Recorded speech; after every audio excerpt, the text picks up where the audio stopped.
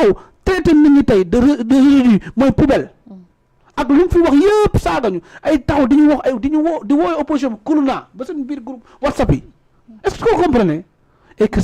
on va dialoguer avec ces gens on dialogue avec des gens sincères on dialogue avec des gens dignes on dialogue avec des gens yoo xam ne gëm nañ ne Sénégal mais ñii seen agenda Sénégal bokku ci le defar Sénégal bokku ci mais yàq Sénégal te yàq Sénégal fu ñu koy jaar mooy yàq jikko yi te ci loolu lañ nekk toroxal Sénégalais yi mooy lan père de famille bu doon xëy bul xëy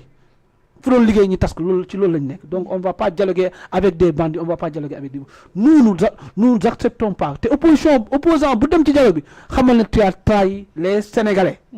ku la fa yóbbu nag mooy sa poste peut-être am nga problème de dépense peut-être soxla nga poste peut-être dañ laa jàpp foo xamante ne peut-être dañ laa jàpp loxo ci poste ngay négocier loolu mooy mbir mi mais dialoguer pour l'intérêt du Sénégal yóbbu la fa parce que les conditions pour dialoguer pour l'intérêt suprême mooy du Sénégal et des Sénégalais sont réunirul instant bi man loolu laa gëm tale la ba tey ñu des ci dialogue bi moom le président woote facilitateur docteur Cheikh Gueye daan nañ koy désigner donte nag jur na ay réaction dégg nga sànq moom monsieur le ministre lu mu naa di wax mu di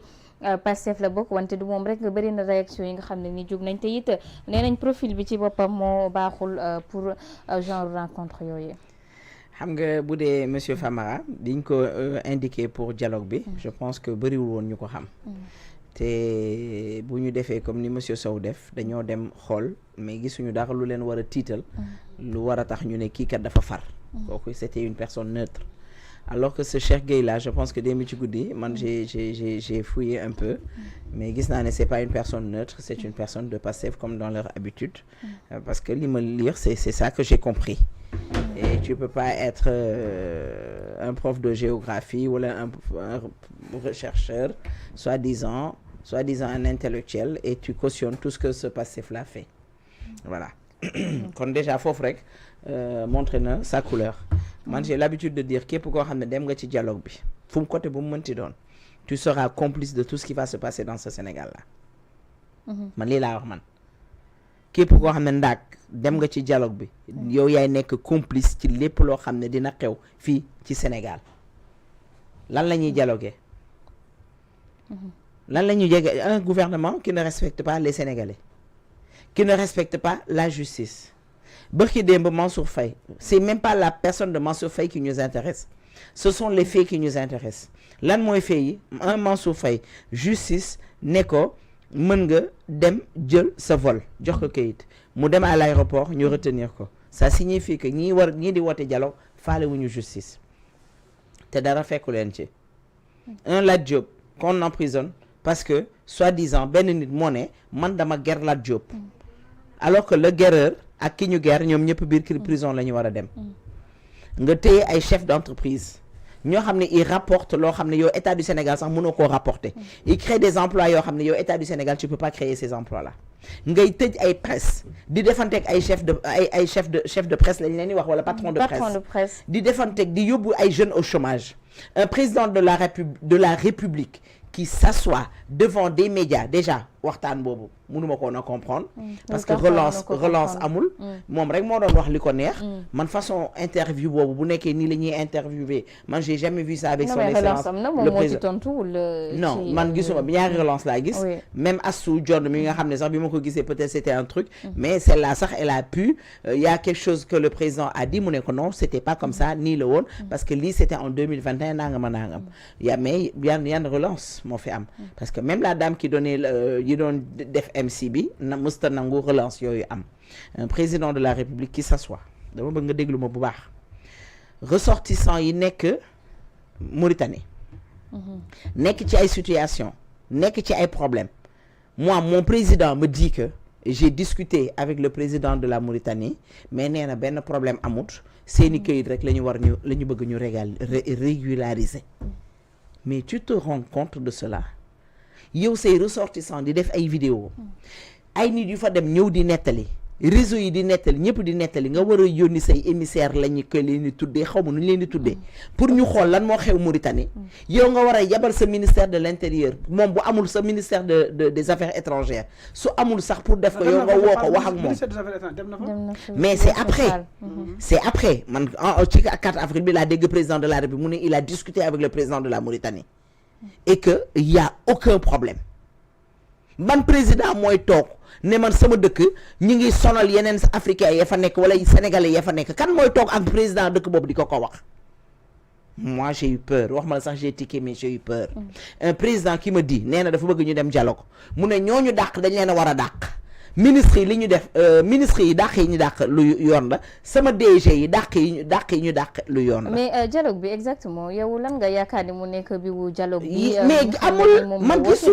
gisuma le pourquoi d'un dialogue même pas 1 an wala 1 an et quelque nga ne da ngay dialogue te ci 1 an ils ont fait que des bêtises en 1 an ils ont fait le dialogue c'est des actes dama ne la en 1 an ils ont fait que des bêtises tu veux aller au dialogue loi d'amnistie bi doo ko laal da nga bëgg a dem dialogue loi d'amnistie bi doo ko laal da nga koy waxtaanee tu veux aller au dialogue lu bëri doo ko def depuis 1 an ils font du grand n'importe quoi et aujourd'hui tout est bloqué man boo ma ne woon sax dañuy dialoguer ci économie ma ne waaw mais tout est bloqué rien ne bouge tu ne peux rien faire le président me dit que j'ai pas de marge de manœuvre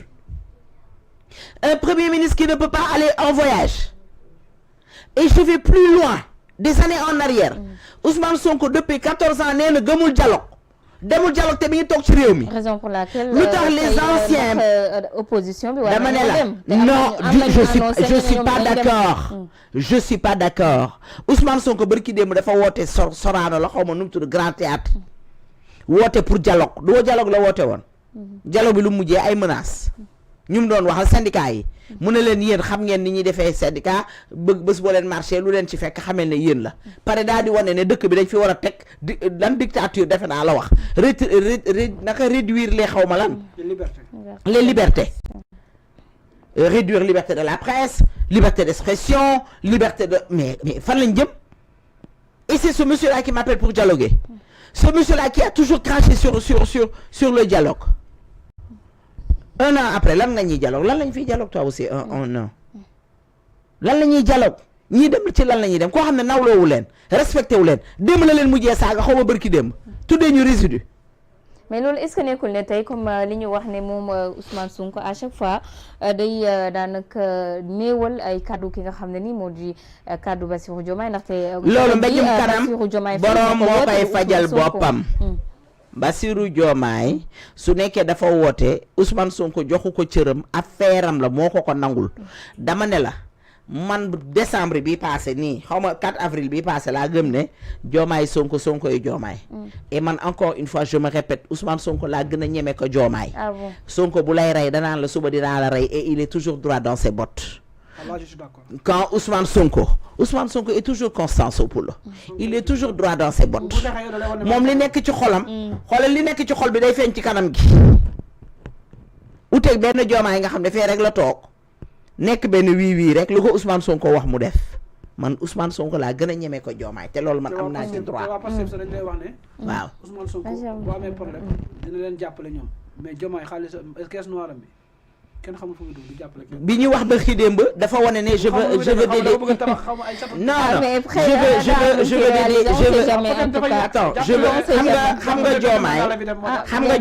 xam nga le comment il s'appelle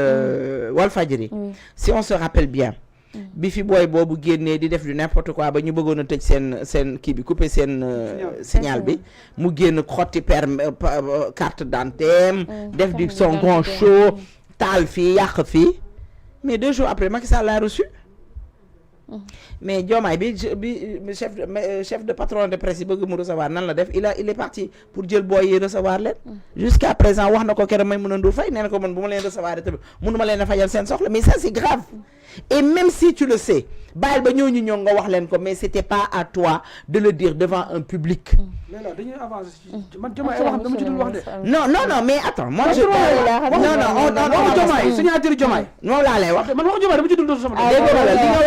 mais c'est Diomaye qui a appelé. Maïma, s'il te plaît. Mais attends, il faut me laisser dire ce que je pense si dialogue bi. Damay développer le pourquoi dialogue bi jaruta dem. Du soxla luy woté que li ma laaj légui que Diomaye Ousmane Sonko daf koy